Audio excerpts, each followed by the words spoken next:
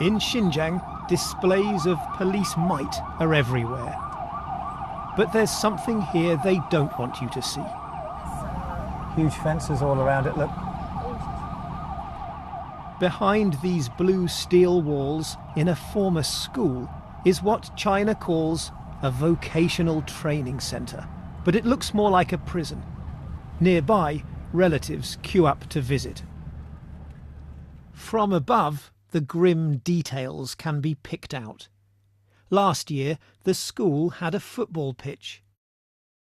Today, it's covered with what look like accommodation blocks.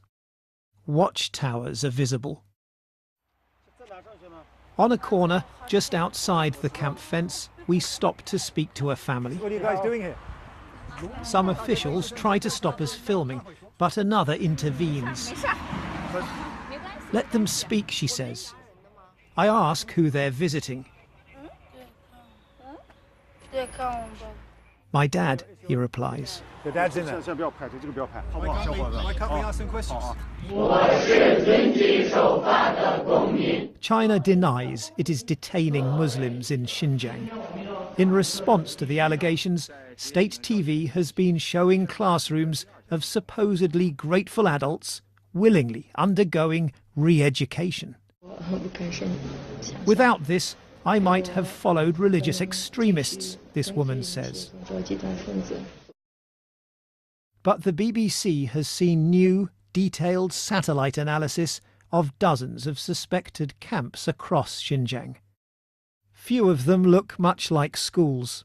This giant compound is surrounded by a high wall with 16 watchtowers. We try to approach the site by car. Look at this. Only to discover that it's being expanded on a massive scale. It's like a city.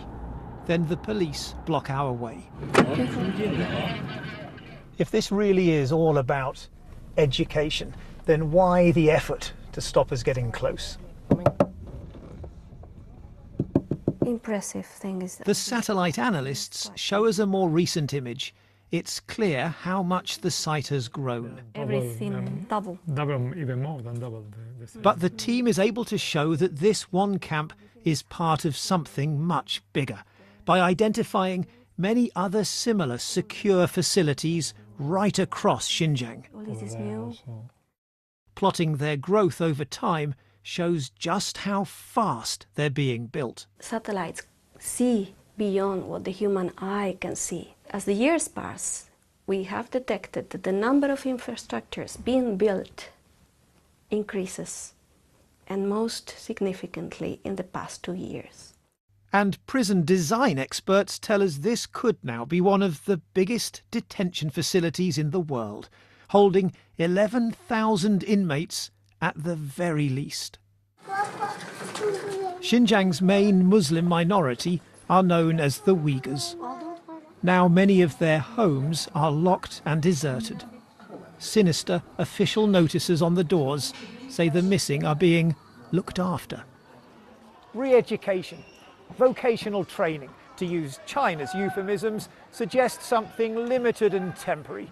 But our evidence shows that the camps and prisons being used for that purpose are large-scale and seemingly permanent.